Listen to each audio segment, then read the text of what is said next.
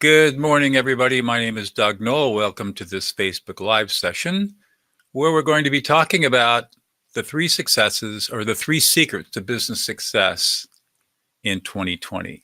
I'll be telling you a little bit about myself as we go through this, but I've been thinking a lot about business and what it takes to be successful in business. And so I thought I would take this morning an opportunity for the next 30 or 40 minutes to share with you some of my thoughts about this. So let me share the screen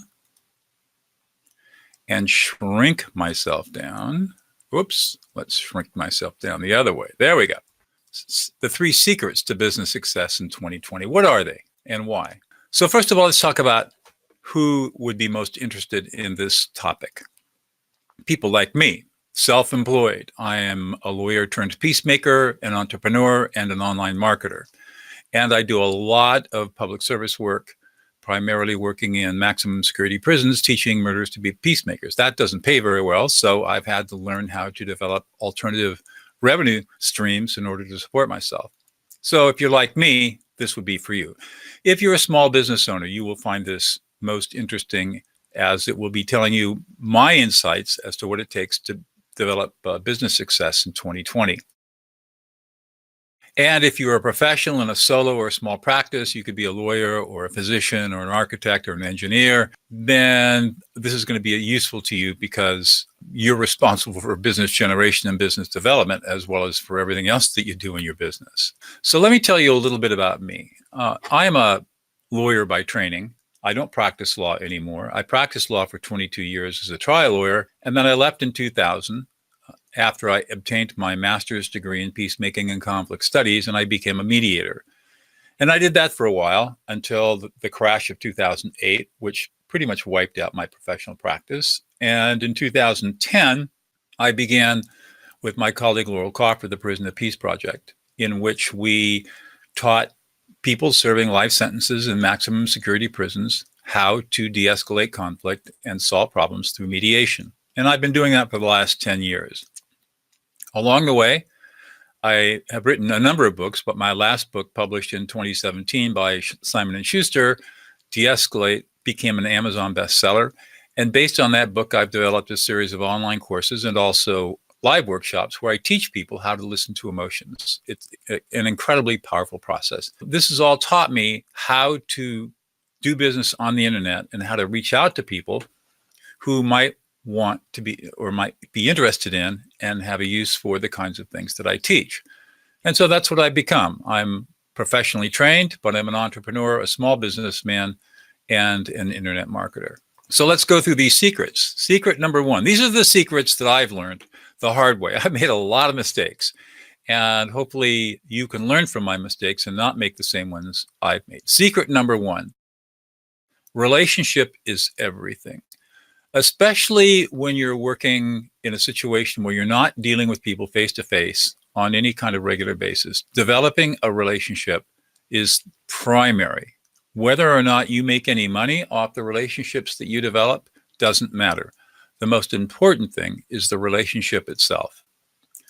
The reason for this is that obviously people do business with those they know and trust. When you have a market of the type that we have today, where most marketing and sales is being dominated by the internet, people are really skeptical of claims, especially wild claims made by people they don't know. So they are going to tend to rely on recommendations, referrals, and experiences of those they know and trust, which would be friends and family.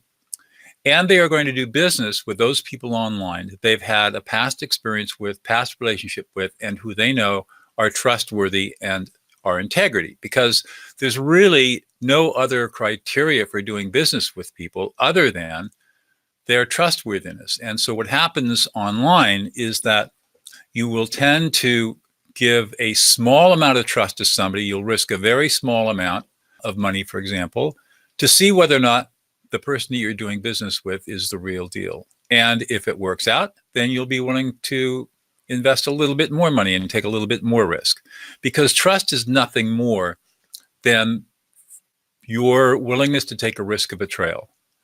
And the greater the risk of betrayal, the less trust there is. So if you feel like there's very little risk of betrayal, even though the stakes might be very high, we would say that is a very high level of trust. And of course, in online marketing, we're not dealing face to face, so it becomes much more difficult to determine whether or not somebody is trustworthy or not. So our job as business people and entrepreneurs is to do everything we can to build honest trust. I'm not talking about manipulation. I'm not talking about fraud. I'm talking about honest relationships with people so that we are in a comfortable relationship where they trust us and we are not going to betray that trust. So how do you go about building this relationship?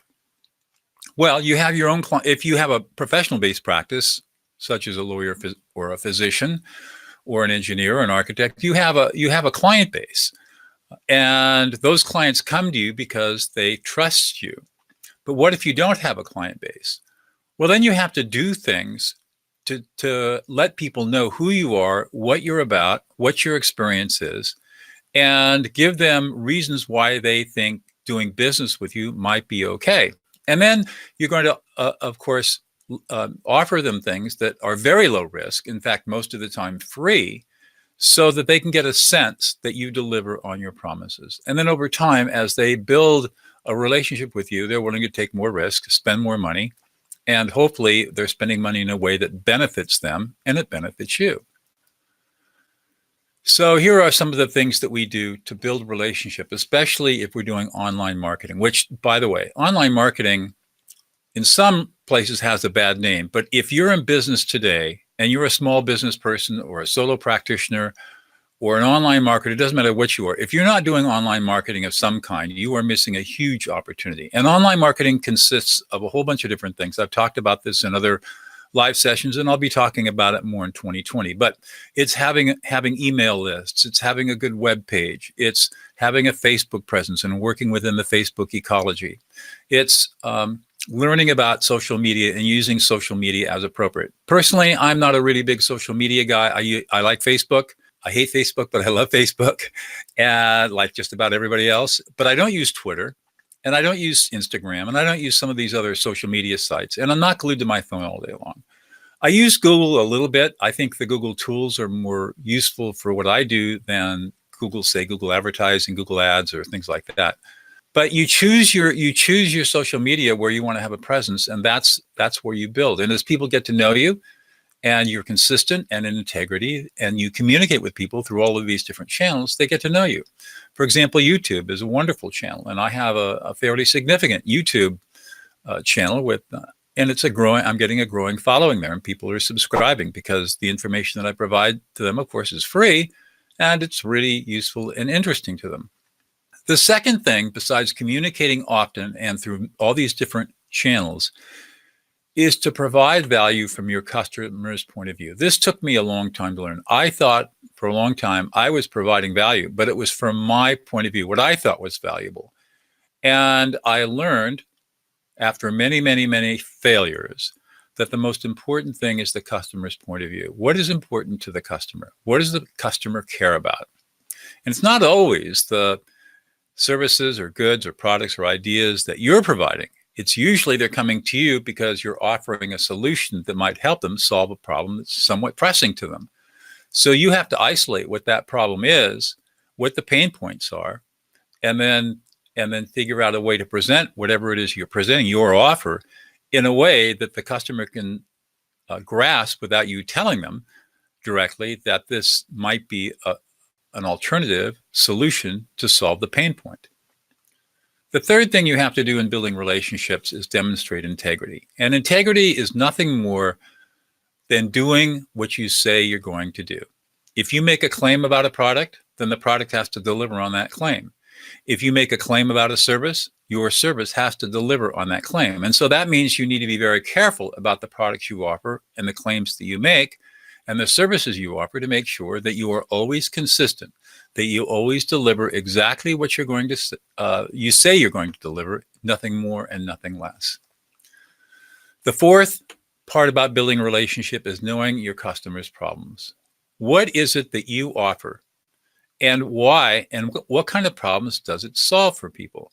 understanding your customer's problem is really important, because if you can understand your customer's problem better than your customer does, your customer is going to feel like you're the expert and you really know what's going on and you know what the customer is experiencing. And that means the customer is going to trust you. The fifth is a really hard one. This is where I do have a lot of expertise, and that is understanding your customer's emotional experience. I'll probably be putting together next year a whole course on emotions and sales and developing customer relationships.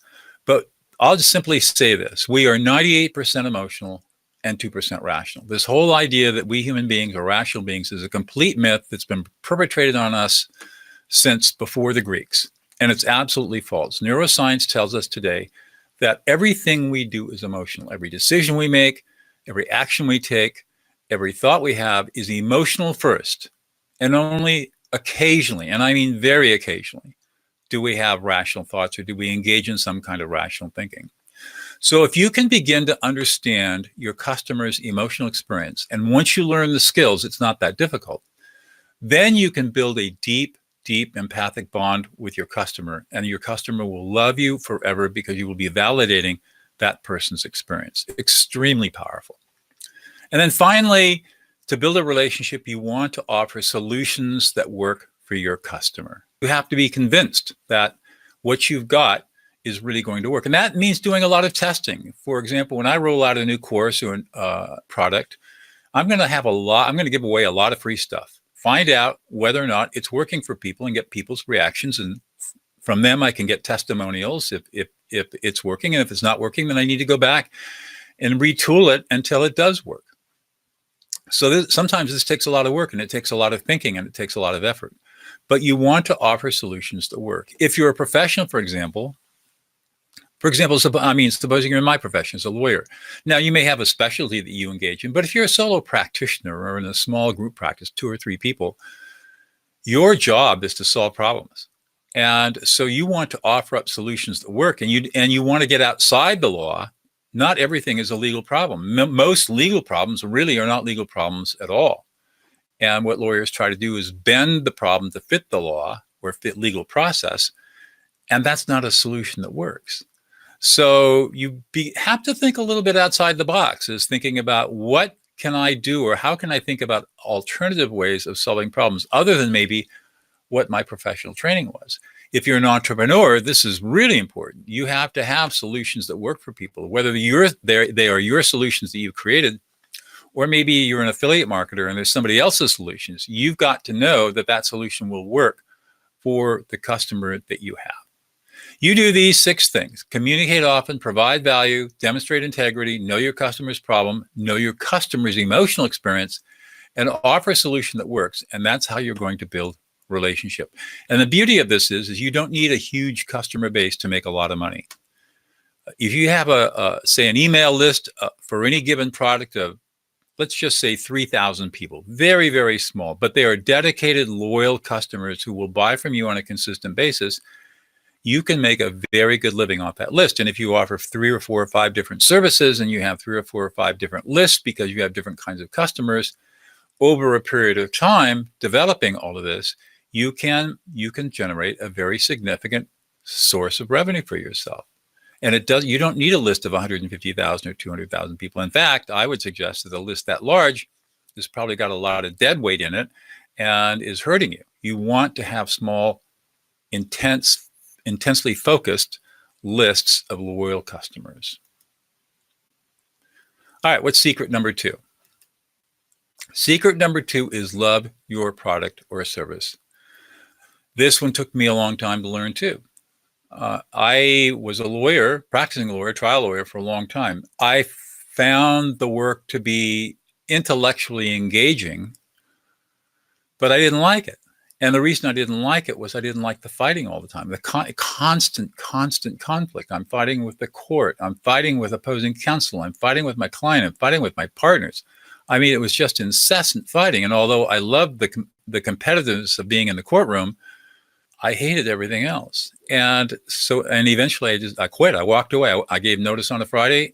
After 22 years, I left $10 million on the table and walked away from my law firm as a senior partner to the absolute amazement of everybody that I've been working with all these years.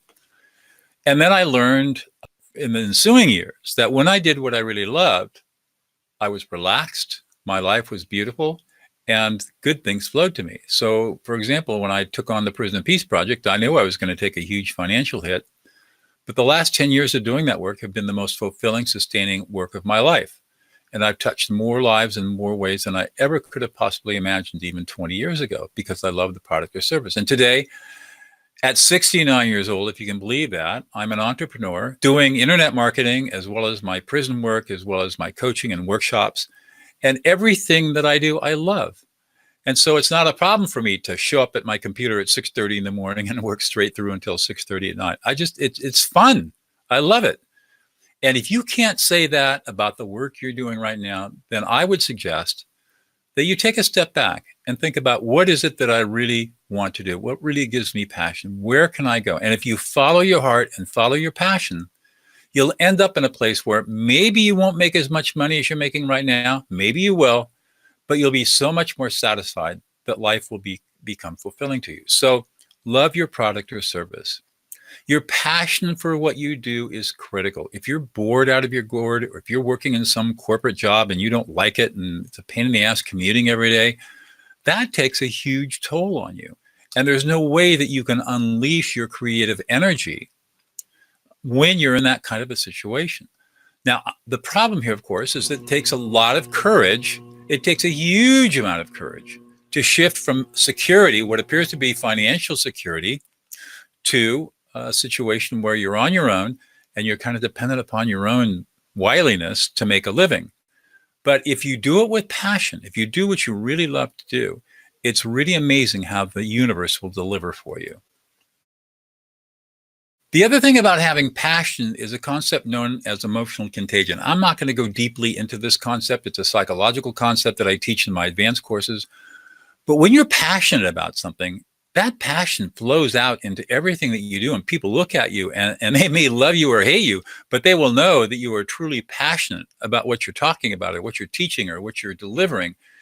And they will feel that passion too, and they'll get excited. And there's not much you have to do other than just be passionate about what you do and not worry about whether people agree with you or disagree with you, or whether or not they become as passionate about something as you do. The key is that you're passionate, and that becomes contagious through a process known as emotional contagion in our brains. And that works to your advantage. If you're not passionate, if you're bored, or if you're unhappy, guess what? Emotional contagion works too, and people will pick up on it and they will stay away from you. So that's why being passionate about what you do is so important, because it becomes contagious. And likewise, if you're neutral or negative, that's going to be contagious too, and it's going to hurt your ability to be successful in whatever you're doing. So what if you're stuck? What if you're stuck in a job and you're in a gilded cage, let's say? You're making a fair amount of money, you've got a big mortgage, you've got a spouse, kids, all the usual trappings of modern life, and more credit card debt than you want, and you can't move. Well, you can move, but you have to do it very slowly and very methodically. You need to find a half an hour a day or an hour a day where you can just devote yourself to doing something different. And over a period of time, that hour, it's not going to happen overnight. It might take 2 years. But if you spend a half an hour or an hour every day just working on your own passion, your own business passion, whether it's online marketing or something else, over a period of time, it will start to pay off and you will start to see revenue come in. And as that revenue comes in, eventually it could grow large enough that you can quit your day job and do what you really love to do. But the key is, if you're stuck, acknowledge that you're stuck, acknowledge that you've got risk, and force yourself with discipline to find just a little bit of time every day to dedicate yourself to either researching other opportunities or developing other opportunities in your spare time. And that means that you might have to give up a little television. It means that you might have to get up a little earlier in the morning. It might mean you're a little bit more sleep deprived. If you are really, really desirous of getting out of the situation that you're in right now, you really want to get unstuck, that's what it's going to take. What's not going to change is if you don't change. If you remain stuck and your wheels are in the mud and you're just doing the same drone thing day after day after day, nothing's going to change. So you have to make the decision whether or not it's something you want to do badly enough to break out of the inertia and to get that truck out of the mud and get it moving in a direction that's going to get you to where you want. Let me tell you a little bit about my story. Not that I'm super successful, I'm modestly successful, but maybe my story will kind of give you some insights about where you're at and what I did. So, as I told you, I left the practice of law in 2000 after 22 years. I was a mediator and arbitrator and peacemaker for a long time, and I still do that work occasionally. I love doing the work. I love helping people. But what's really amazing is that in 2009, my colleague Laurel Coffer and I started the Prison of Peace Project here in California. And we started in the largest, most violent women's prison in the world in Chowchilla, California. And today we're in 11 California prisons, 14 prisons in Greece, and we're starting up a Prison of Peace project in Nairobi, Kenya. So it's gone international on us. And who would have guessed back in 2009 that this would have happened? And all we did was follow our passion. But what's really amazing about Prison of Peace is what it led to.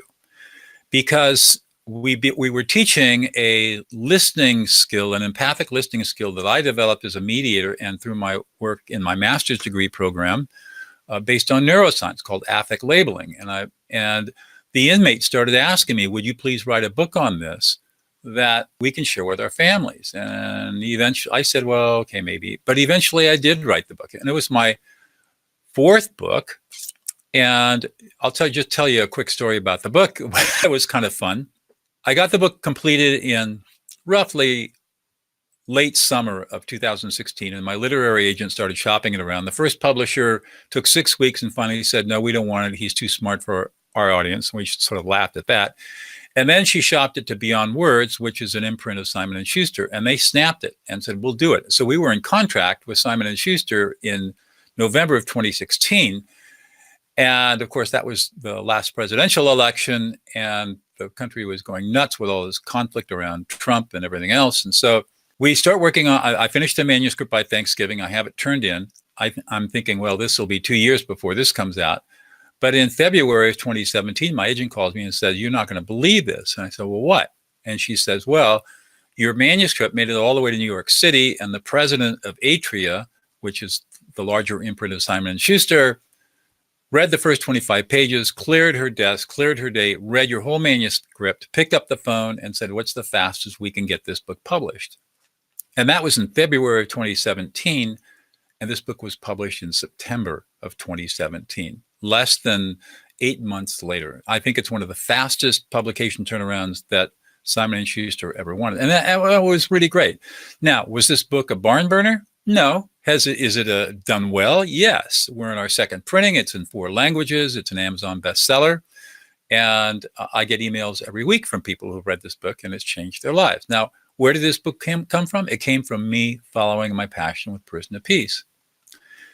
And that led me to speaking engagements and teaching engagements. I've gone all over the world talking about the book and my ideas in it. I just keep getting busier and busier and busier going around talking to people. And that would have never happened had I not taken up the passion of Prison of Peace.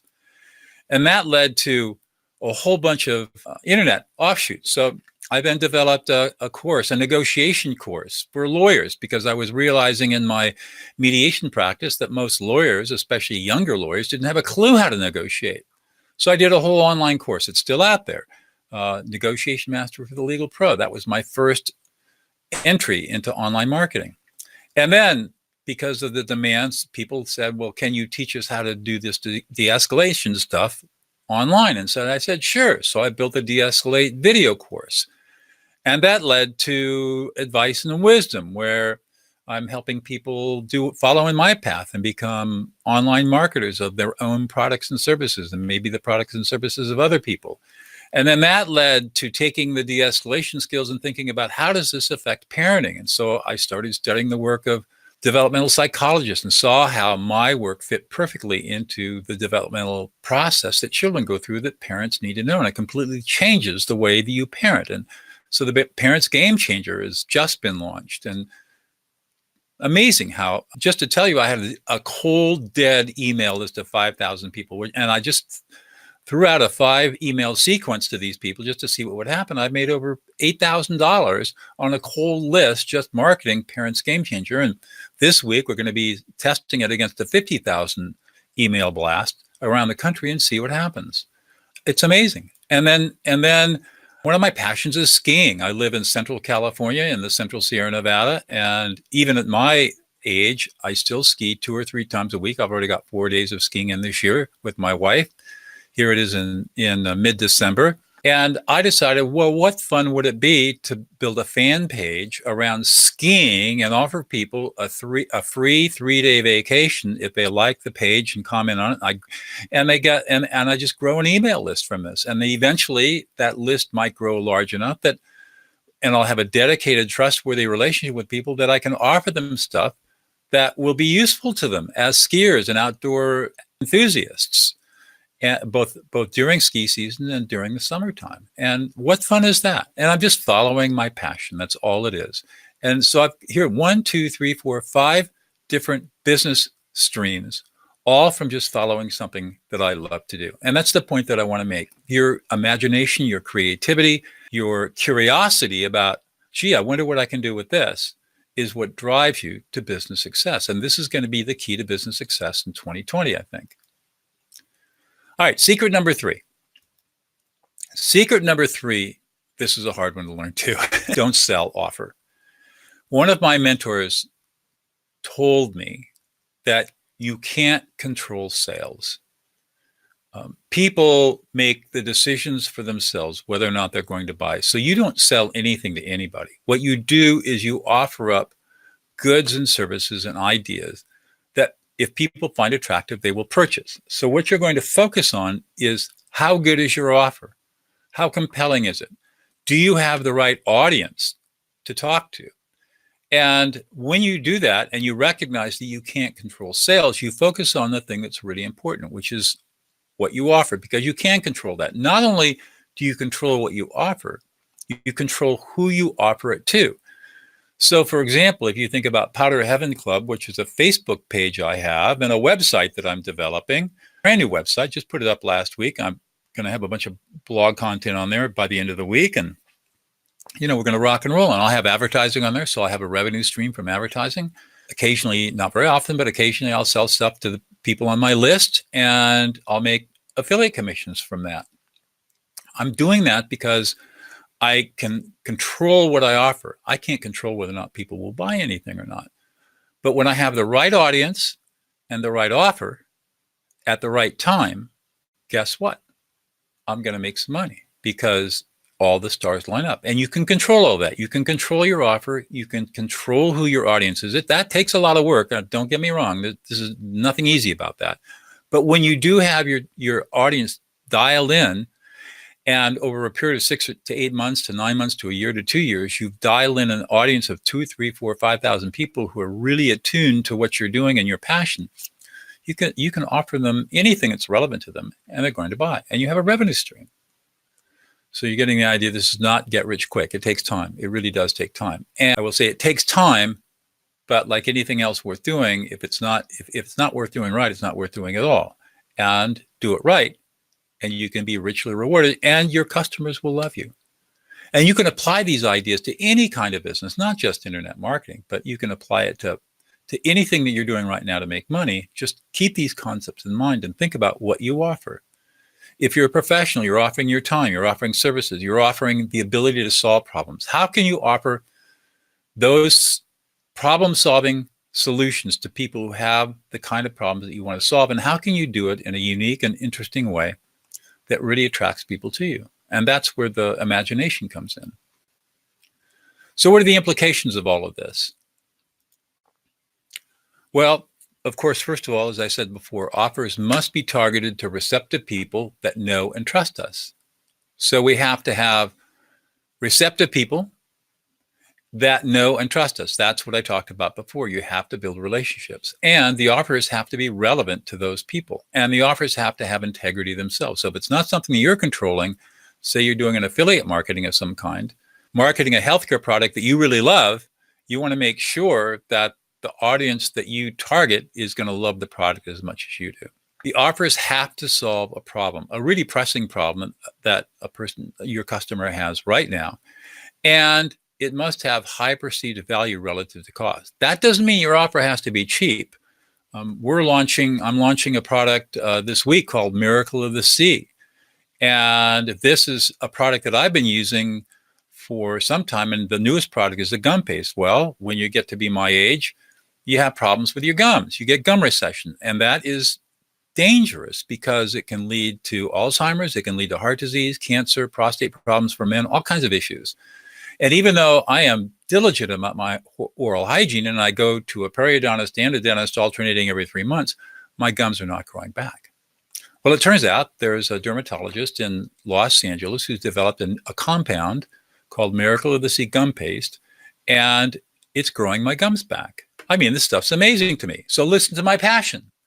So now I built a whole funnel and website, and my wife and I are going to be marketing the Miracle of the Sea products to people who have gum disease, which is a lot of people, because this stuff really works. It's the only product out there that we know of that can actually restore your gums back to natural health. So it has to have high perceived value relative to cost. The problem, if you want to say to the problem, is that this is a very expensive product. For a 90-day supply, which is what it takes to get to really have your gums grow back, is almost $1,500. It's a lot of money for a natural supplement.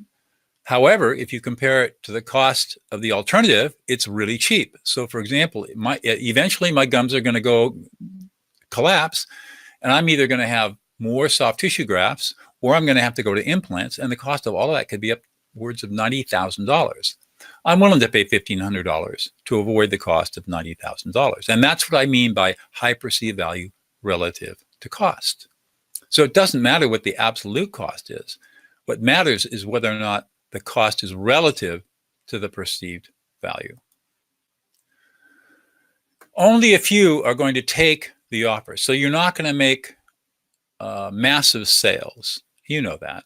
And so that's why you want to have your offers be situated in a way and priced in a way that you can make money, even if only a few will take the offer. And if only a few take the offer, then that means that's why you're going to have a list of, say, 5,000 or 6,000 or 7,000 people. And maybe out of that, you get 70 or 80 people to take up an offer. Well, think about this. If you're selling a product at $1,000 and you can get 70 people a month on your list to buy your product, and you're netting out $1,000 a month. I mean, 70 times 1,000 is what? $70,000 a month. It doesn't take a lot of sales to make a lot of money if you have a good offer that's positioned in the right way. And that's the secret to this stuff. And the leverage is incredible when you start looking at it. So that's why if you're a small business person, yeah, you may have a bricks and mortar business, but think about ways that you can leverage yourself to go beyond the reach of your locality and provide ideas or services or products that people can utilize. Will allow you to leverage this so that if only a few people take the offer, you're still making significant revenue. Okay, so here again are the 3 secrets. Number 1, build relationships of trust. If you don't want to build relationships with people in your business, then you shouldn't be in the business you're in. You should be employed by somebody else and let somebody else worry about the relationships and just do whatever it is that you do well. But if you're a small professional practitioner, a solo practitioner, a small group practice, a business owner, an entrepreneur, somebody like me, then relationships are everything. And you've got to take the time before you do anything else to build those relationships. And you've got to expect that if you're just starting out, say, for example, in internet marketing, that building relationships is going to take you 9 months, 18 months, 2 years, who knows? It's going to take time. It's not going to happen overnight. And if you're desperate right now because the bank is foreclosing on your mortgage or you've got problems, because this is not something that's going to solve your problems overnight. You have to take the time to build relationships. You got to be passionate about what you do, because if you're not passionate, then it's going to show up negatively in attracting or pushing away people from you. And you've got to learn how to offer, not sell, what's important to you. Now, just think about this Be Live session. Here I am hopefully demonstrating by example exactly what I'm talking about. I'm not selling anything in this. I'm going to offer you a free opportunity at the end, but it's free. And there's nothing in that opportunity that's going to sell you anything. So I'm trying to build a relationship. I want to build a relationship with you if you're watching this. Obviously, I'm passionate about what I do, and I hope that's coming across. And I'm offering you ideas and ways of thinking that might help you change your life. And I'm going to give you one concrete way to do this if you're interested. But I'm hoping to show you that I practice what I preach when I do these Facebook Live events. So what I want to offer you is something that's been created by a mentor of mine, Anthony Morrison. It's called the Free 14-Day Challenge. And this is only for beginners. And basically, it's how to launch and grow an online business. Now, here's how it works. It takes you, remember I said you had to spend 30 minutes to an hour a day. As a beginner, all we want you to do is spend 5 minutes a day. And all you have to do, you sign up for this thing and you log in, and there are 14 days of lessons. You're going to do them sequentially, and each lesson takes you 5 minutes. You're going to watch a very brief video, 2 or 3 minutes. You're going to write out some reflections about the video. What did you learn from it? You're going to post those in a Facebook group page, and then you're done for the day. And then the next day, you're going to learn something else, and you're going to reflect on it and post it. And some days it's going to be mindset. Some days it's going to be actual skills. You're going to learn, for example, what an autoresponder is and how to set one up. You're going to learn what a funnel is and how to set it up in just 2 or 3 minutes. And by the end of the 14 days, if you complete the 14 days, and if you have the discipline to work just 5 minutes a day for 14 days, you will prove to yourself that you have the discipline to do what it takes to become an effective online marketer, no matter what you're marketing, whether it's your own goods and services or somebody else's goods and services. And the beauty about the 14-day challenge is it teaches you that just spending a few minutes every day can make a huge difference in your life. And so that's why we're offering it. We're building relationships here. And someday, if you complete the 14-day challenge, or even if you don't, and you're on a list of mine, I'll make other offers to you. And maybe you'll accept those offers and maybe you won't. But the most important thing is that you know that I'm not here trying to shove stuff down your throat. I'm here to build trust and to have you and to provide for you what I think is quality information, quality services, quality training that can be useful to you if you want it. And that's what it's all about. And if I make money, great. If I don't make money, I'm still serving. And that's what's most important to me. So here's how to do the 14-day challenge if you're interested. All you have to do is get on Facebook Messenger and or actually just type in bit.ly 14-day, type it in your URL in your browser, and that'll bring up Messenger, and we'll take it from there. And I'll respond, and we'll give you the links, and then you can just sign up. If you sign up for the introduction, basically what will happen is you'll get into an email chain that'll give you the links for actually signing up with the 14-day challenge. Totally free. I mean, totally free.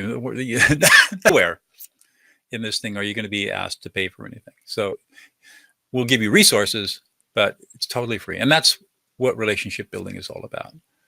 So I hope that this has been a useful experience for you. And if it has been useful to you, what I'd like you to do is, there we are.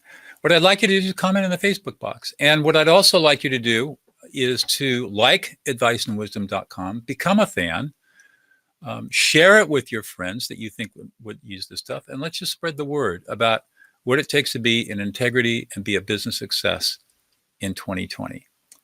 And I do these every Tuesday morning. I will not be doing this on the week after Christmas because I will be teaching graduate school at Pepperdine University, where I teach as a professor.